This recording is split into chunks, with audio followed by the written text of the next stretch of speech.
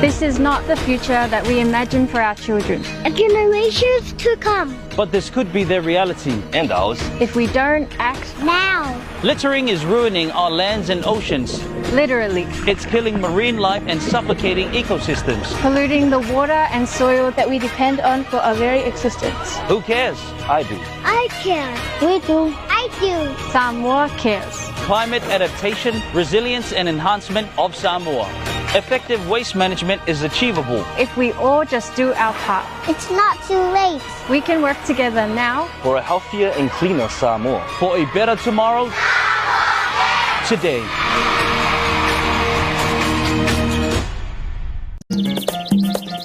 Juice for the animal-loving kid. Jungle. Jungle.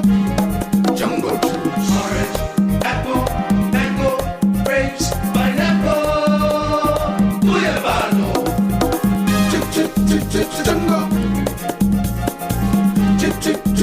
Jungle. Jungle juice. Exclusively distributed by Chan Mao Company Limited.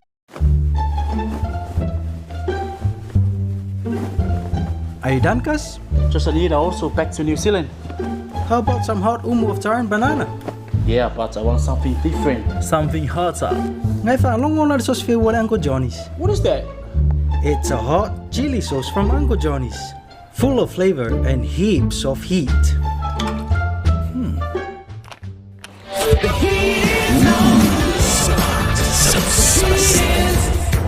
Fema why?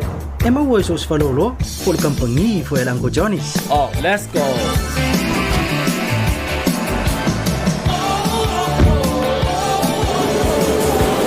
Made with freshly harvested hot bird's eye chilies from our local farmers. Pickled to perfection with love and care by Uncle Johnny's.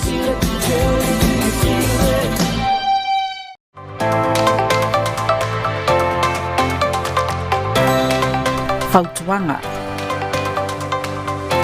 Pe a whai e wha umi na a fia le whulu māsani. E fautuaina le wha anofo e sea i lo whale ina ne ia a fia nisi tangata o le ainga ai mai se tamaiti. Ia wha awa wina pele inuino whala au. Mo ilatou e iai ngase tomau.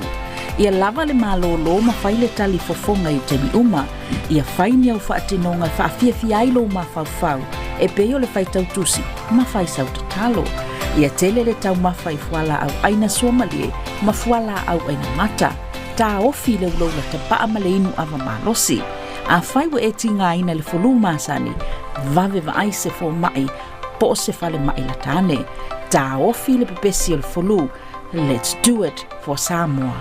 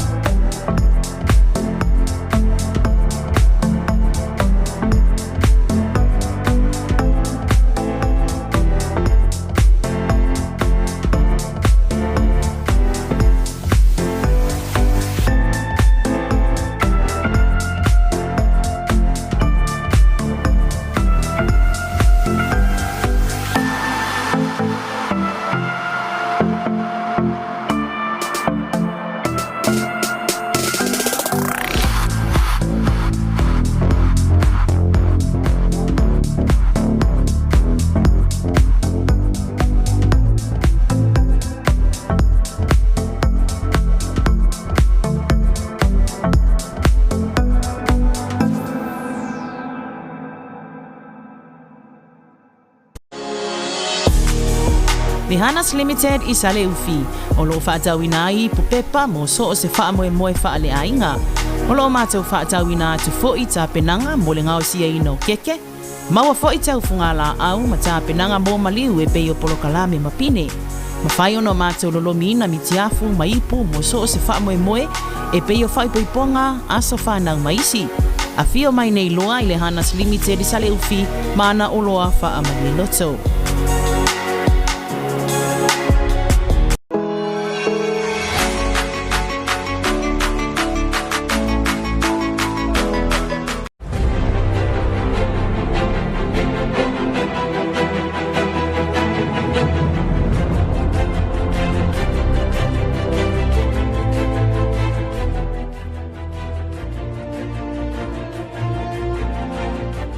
whatalo pam whawhelo i atu i lau mai moanga Samoa, ai meise le pule anga wha aki Pikpo Samoa pia. Usi mai lau mai moa o nisi ne o whakupongo tato talo tautai mo Lenius Ferreira a so lusu lua Novema, lua afe lua wha, o nei o sulfanga o sangata Cecilia. Mo atu i tato talo ne fiafi, fua si tanga mototongi o tausi soifua, Catalina Tovia mo le ripoti. O whamoni el whaton sile soifua maloloina, ai ono Dr. Elegeke Roma de Savani. O lo fua si tanga mototongi o tausi soifua o mai tutono le atino o mo se taimi ele o toi mamao. Ele o mau tino le au whaingo le se leni o le a whaaruina i le fua nga peita i na tā ua le whaton sili de Savali, e lata i le miliona tā la e whaaruina ai. Tā ua fo ai ono, e o atu le fitu se lau awheta la le si tanga o tutongi mō tau si soifua sinia i le tausanga. Whamawina le pa ua le numero tau si soifua le 5 se lau ana o le tele o tau si soifua uanga i atu i ngaruenga whawaitai mi atu nui whafo e sa ili manui ai au isi ua su e ngaruenga i company ma whala pop tonga tuma oti ona o le pa ua le tutongi sa ngale rue ai. O le asi tanga se mata upu o le wana whina wina le asosia tau si soifua ma o le se leni o le a whaaluina le si tanga o tutongi e le o au fia le pakesi al mtanga luenga. O lo tanga i se ala ngā tupe al mtanga luenga la vaia e whaatino ai le a fuafuanga le teminei. Peita ai e mautino le au li ato le talawhatau le tupe al mtanga luenga le tausanga fau ua au fia ai tutonu ma le a fuafuanga. Talina Tovia mo le tautai. O nisi o tala e lua whea ngainga o mae a sainia e palemia mo le ati na ai o awa onga a o iai ilana whainga malanga i saina. Catalina Tovia mo le ripoti. I ripoti mai saina tu sai ma le asia singa le awhianga le palemia fia me na ami mata afa o lo ripoti mai ai o le asolea ni taunu uai le whainga malanga i saina na whailoa i atuai le palemia i le whailoa tusi le tu malo Jiangsu ya Jiangdongdong.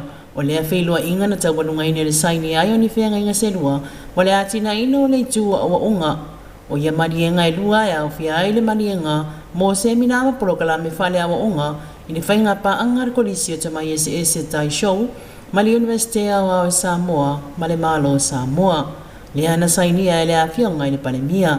O le isi marienga o le marienga le wao le kolisio ta mai ese tai show, ma le matanga luenga wa unga maanga nuu, i le tūtau i le ngālu lue whātasi mo le atina ina o awa onga i tu e lua. Le asolulu le ana tau nuai le whainga malanga le palemia i saina, ma ua fuafua e toi tari mai Samoa nei le aso tofi o le vai aso fau. Talina Tovia mo le tautai. Uncle Johnny's continue to bring you quality ice cream to ensure families have a great time when getting together. With delicious, yummy flavors of our nearest range of premium ice creams, Uncle Johnny's is all about making sure that our brand remains a family favorite.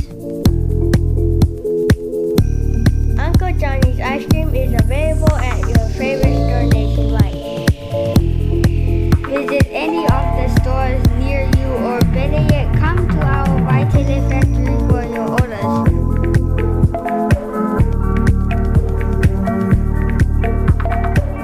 Usi mai la mai moa tala ni o Pasifika mai a Catalina Tovia.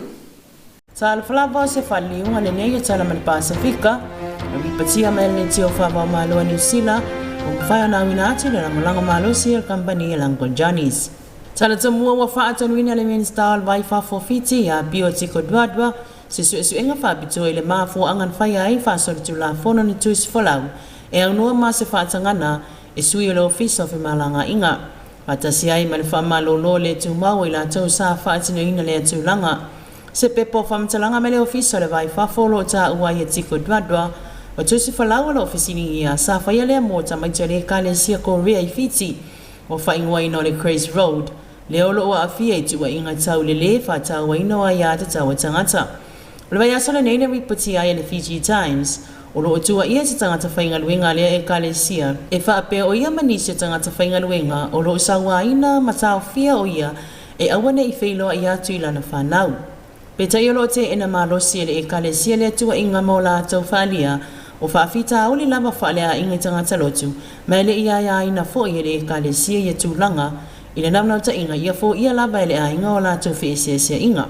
Peta i watu ua ia uma i le a inga o la tau whaafita au li i lunga o le lotu. Tau ele minister ele ia i masona malama Patasi ai malana whailau tusi, pa pea suisi ni o le ofisa o whemalanga inga I tusi folau sa whaia. Ma a whaia e whamonia le whaia whaasoli tu la whono tusi folau, ua solia ai tu la whono whawai le ofisa o whemalanga inga. Ua whaatonuina ai le minista se suisu inga whapitoa e whaia I lea mata upu, wa ua whailoa atu fo I le palemia lea whai unga. Matalo sanga ina fo I le whaia o ni suisu inga, I sauanga lo tua ia ai e tangata lotu le e ka le sia le Craze Road, o lo whapea o whaia ia I la tau. Whalia le ofiso leo leo fiti, ua whaanga solo suisu inga I lea mata upu. Ua sila le palemia o Papua New Guinea James Marape, wa le toi whaia leo poro kalame o ta alunga lea tunuu I le tausanga fau. I le whamanatuina I le 5 tausanga o lona tuto tasi. Ta ue Marape o loo whaanga solo whaatala noanga ma le ofiso ta alunga, papea le whainga malo I le tui saute. O ia ta alunga sa ta ilua tausanga ma whaatineina, peitai, ua fitu ai nei tausanga e le itoe whaia lava I te tono Papua New Guinea. Ma sa fuafua e tali malo ai le tu malo I saute, peitai ua whaaono o na tono po, ona o le le mautu o whale ta alo e whaatineina ai, ma le le saunga le mu mo ta alunga. O iai nei le fuafuanga le palemia e whaatau nuina I ta alunga I le tausanga fau, lua o lua 5. Tala I le Pasifika mo le whaiunga le neiva yaso, tau whaasoifua.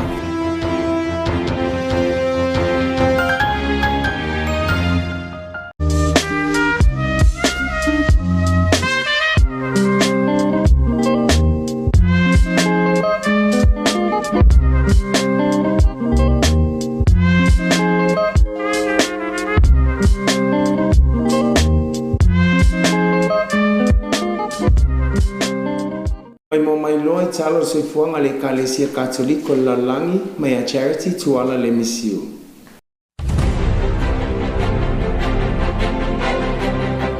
Fatalo fatu Samoa ma le puleanga whakitik po Samoa pia o talo se fuanga le Kalesia Katoliko mai ima o le Lalangi. E tomo I tala mai le malo o Pakistana watula I malo si mai Kerisiano a o whaia sawanga anga ili whaapo tuputonga. Wa matua I whaatatele tūlanga I sawanga ua o iei le whaapotonga Kerisiano I Pakistana. Ai wā tini malo si ei le whaatuatuanga o tangata lotu ona olu I tau o whenga I mai la tou. Whamtalanga whaasoa mai a Epic Paul Samson Shukadin anga I talafo le Vatikano. O lo tau sia le pule anga a Hyderabad o lo I le atunuu. Whapea mai o le wsanga inga masawanga o lo whaia le Kalesia ua tupu soo I to tono le atunuu. Ai o le maitau I tangata Kerisiano o lo o tutu mau I lo latou whaatuatua ma ua latou tāpena e whaitau langa o latou soifua o foina e mo keriso malana e Kalesia. O ia tūlanga whaingatā ua avea ma whaoloanga I le tofinga wala awina whaao si taulanga. Wa latou whailoa whaalawe te lilu I tau I le saunga le mo ta ua Epic Paul Shukadin le malosi o whainga wainga whaatupu whaalawe o lo sa wai I tangata. Ai le opo se lilo e malosi atu Yesu nai lo latou ia. Se tasi mta upo whaatatau tina e fast full tau sanga le matua o le Kerisiano na sa laoti I le whaafale pui pui mai whai unga whai al whaamasinonga moalunga le atunuu ma e ofo ai o ni tua inga I lona whaasalawina o ni whia momoli I lunga o le upenga te whailangi le WhatsApp. Ai o le moni o lo o awhia fua le tina ia tua inga no tūlanga maali ale o lo tupu mai I le pūlenga o lo o whaia nei. O lo o whaatawatu le Kalesia I le whaatalusanga apili anga I le whaamsinonga. Ina ia toi tatala ina mai tua le tina. Whaaleo ina le le lava o se awanoa e whaatala noa ma whisila whaia I wainga o lo o whaatino o se whainga. Whapeo le jihadi le Taliban ma le Tehrik Taliban Pakistana. O lo o malolosi atua lato pūlenga na I lo o le whainga malo. O lea le langolango sua whapotonga le au a inga o le atua. E whasalawina lo lato manatua lofa I le whapotonga Kerisiano I le nei taimi o lo o a awhia I tua inga sese. Ona o le loto le anga ina o le whapotonga mai uai I le toa tele o tangata tai toa tasi. O lo o whaatinga ina masawaina ia whaia I eise waifofo I le whaafita uli. I talo whaupopo, wanai masina talo ona whaaila o le whaataua I le ngaluwenga ngā pātia mai tangata no Ethiopia. whauina i e pikpo fōwe toa lima e le tamato psa. Tusalawa i le toa la i te whapoptonga le kalesia i to tono Ethiopia, ai o lana matawhai o i tau awe e tāua tele. Lea le langolang sua i whatalanoanga i le wawhia ngai mai isi o tapo inga lotu o se whauina o le while mo ma le tau singanga le lei i fōa i sosoani mō tangata wa lewa o na whatoa ina lea nganuenga whengari nganea i le kalesia mai isi o lotu i le wanoa whawhasoa iai anga i whanaunanga wa autasi iai i ausia. O e piko pō whauina o tangata lava o le atunu ma o tōwhia e tausia whapoptonga o lo i to tonu lava o Ethiopia. Whaalia mai o ni nganuenga o alualu i luma mai le kalesia. Lo lima taitaina whapoptonga i whanaunaunga e whamalosi au i tangata. Ai whapito lava o lo na whauina o tula whono ma lona to whinga taitai o lo whaalau tele e nganuenga a o whengai Ethiopia ma tūlanga whale tonu taluai taua osi i to tonu le pitonu. O lo tau lola le au nanga tu matila whapoptonga katoliko lo whaia i le malamlama i tū manganu o ese. O lo ia whina wina se nofo whealwhani le maupopo ma ia wha o lo ina soifua whalea nganga mo le malo o Ethiopia. E tala whaiu, sau no le tūpsa, o misionari la tau te whaongalinga ngana o le alofa e la unga tuai i le ekalesia. Pinanganu mamoliina i le aso tofi mai a Pope Francis i se whaitaunga i lata i le afe tolu sila o tangata awai i le fono tu whaatasi Missionary America le Camp 6. Na usui e to tono talanga le titi o Ponce i to tono Puerto Rico e mai le aso sfulu iwa anga i le aso lo sfulfa o le ni masina. O Missionary e mai continental America o lo fatasi e tala noi le autu o le au whaatala lei le anganga o le li a ngai i tulu inga umo le lalangi. Whaamanatu i la la tō whaamamau i le whaapia mai o lo ia te mātou le alo whanaunau e whailoa atua Yesu Keriso. E le mawhai on tātou fōa ai atu ni mea e le o ia i tātou. E le mawhai fo en tātou whailoa atu ni wāinga tātou te le i ola ai. Po ni whaalinga tātou te le i wa aia fōi. I le mātau i a Yesu na ia tā lai a tōtoa mai lona whatu. I le maia o sana talanoanga ma lona tamā e a leile tatalo. O le wala o ina o Kerisiano Papatisoina i a la tōba ai i le atua ma sila anga i lo tātou si o manga. I o tātou usom tō whawhine i le alofa tele le tali leia ma le taula ai i le alofa muti vale. Whapei o le sila lo tātou ali i ia ai tātou. Ma i le o mawaina le oli o tātou tangata Kerisiano talu on tātou moli mawina lona toi tō manu malo. Whawau le launga, o loo ia i tātou le anganga pa ia e whaalia tuailo tātou oli e ala ia tātou upu mamionga. E mawhai on tātou o foina atu le whiau ia whaulu whale i loto tangata. I so o se ngangana e le ngata ona o le tiuta le kalesia le tautala i ngangana ese ai o le silisilo ia mea uma ia tasi la tātou ngangana whaonga o whatino ngā lufa e malama ngofia i tangata uma whapei una whaia tātou uma i le whaatusa e tasi o le atua. E whaaloloto ina le anganga la tātou whaalongo o lea e tatau una mapu atu i le tatalo le whaatonga i le atua e sa saa mai e lona lofa malona nganga pa ia ia whaafowina i se waainga mō le lalonangi. O lo tātou apitanga lautele ua manua mai lo tātou whaimele tonu ma maftianga ese o lo o iai. Le au angin ma le au pa ia o mai le nangi tālo sia i mātou. O tala i or soifanga le Kalesia Katoliko, whaktaitele launau sua le Jan Mouse Company Limited, whamanu i le atua i a Samoa manipuleanga tofa soifo.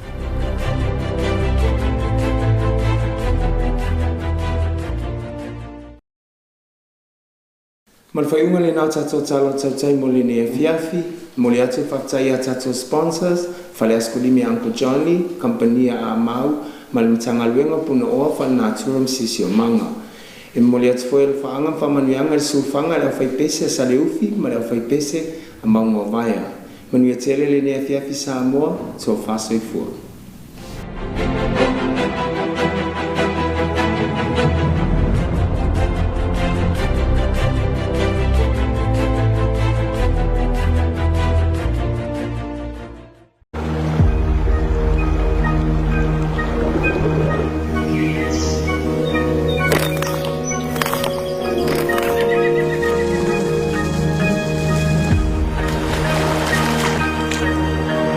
This is not the future that we imagine for our children. And generations to come. But this could be their reality and ours if we don't act now. Littering is ruining our lands and oceans. Literally. It's killing marine life and suffocating ecosystems. Polluting the water and soil that we depend on for our very existence. Who cares? I do. I care. We do. I do. Samoa cares. Climate adaptation, resilience and enhancement of Samoa.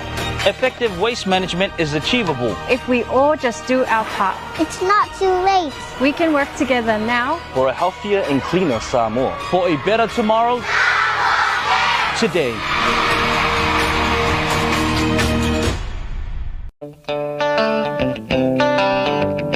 Turn it up.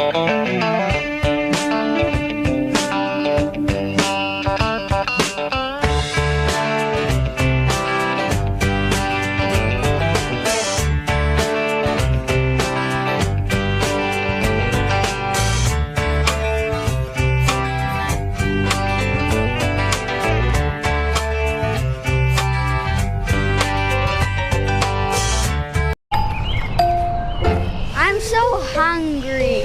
I'm so bored. It's so hot today. I feel like some ice cream. Yeah! Uncle Johnny's ice cream. Yeah, they're the best. Yeah, let's get some Uncle Johnny's ice cream. Yeah. Yum, yum, nom, nom. Uncle Johnny's ice cream. Hi guys. Please, Mommy, please. We want some Uncle Johnny's ice cream. There's simply nothing like a tasty Uncle Johnny's treat to beat the heat. Right, kids? Flavors, colors. What's your favorite? I love chocolate, vanilla, pineapple. How about strawberry, banana, and crepe? It's so fun, fun, fun. It's so yum, yum, yum. Uncle Johnny's ice cream available in all your favorite flavors. Also serving you at Vaitele from 8 a.m. to 4 p.m. on Mondays to Fridays and 8 a.m. to 2 p.m. on Saturdays. Ho, ho, ho, ho!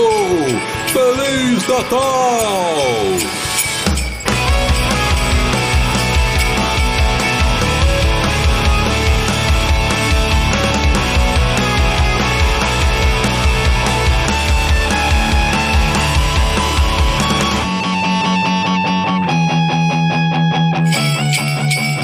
Ho, ho, ho, ho, ho!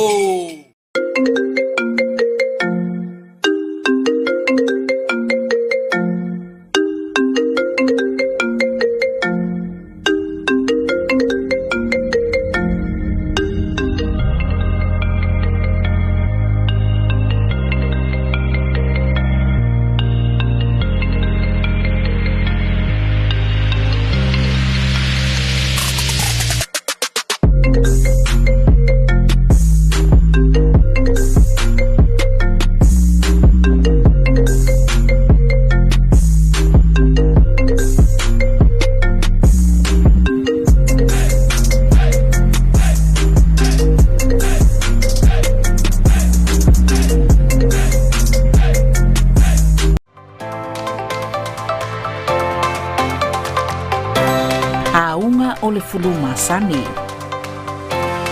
Ia e malama masila fia aunga o le Fuluma Sani. O le Fuluma Sani o se wha mai a fia ia la ea o no vai rasi o le fulu e pipisi wha vai taimi.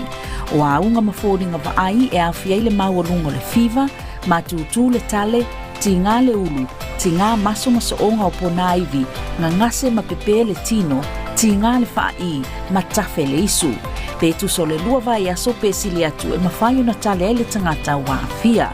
E vave le pipisi ino fuanga tumutumu e pe yo fale whainga luenga a onga maketi mawhale oloa. A whaiwa e tinga aina, vave va aise fo mai, pe wana au le ono o po le valu se lau, ono fa o.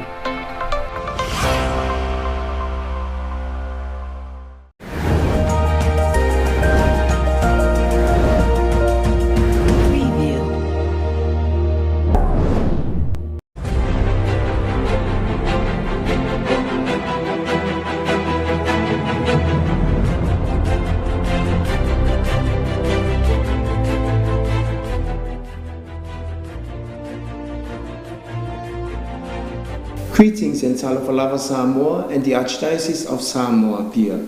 Here's another edition of Otautai News for this Friday, the 22nd of November 2024. Today is the feast day of Saint Cecilia. Leading on our bulletins for tonight, the nursing profession will soon be receiving pay rises. Catalina Tovia with that report. Director General of Health, Iono Dr. Elegeke Roma has confirmed to Sabadi that the nursing profession will soon be receiving pay hikes. He couldn't reveal the exact cost, but he said it will be bordering $1 million. All the nurses will be receiving pay rises, but some receiving more than others. The charge of principal nurses will be getting as much as $70,000 annually as part of these pay increases. In the mid-2024, the number of nurses in Samoa was 300. Early this year, it was widely reported that Samoa was short of 500 nurses. Many nurses leaving for overseas jobs, changing jobs or going into the private sector, alluding to low salary as reason.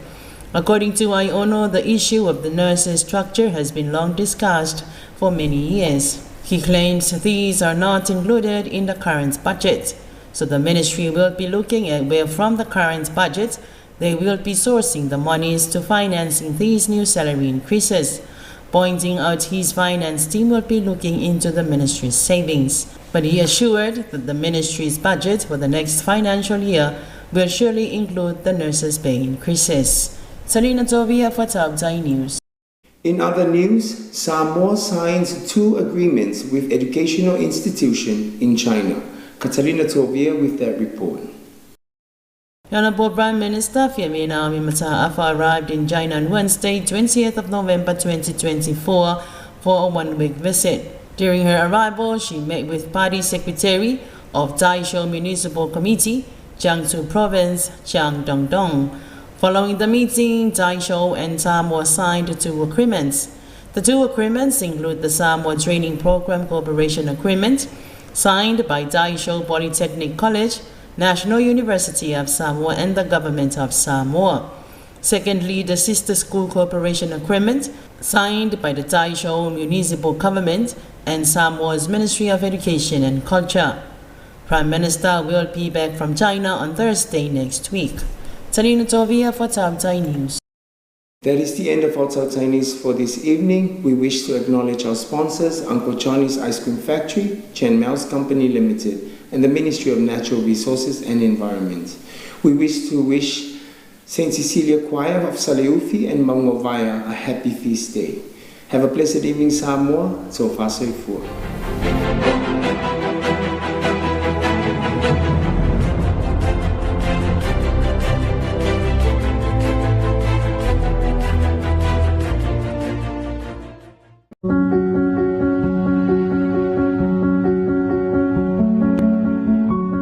O Samoa si o mia lau whanua lanu lau avam sa ni tia ata. Whaalango lango na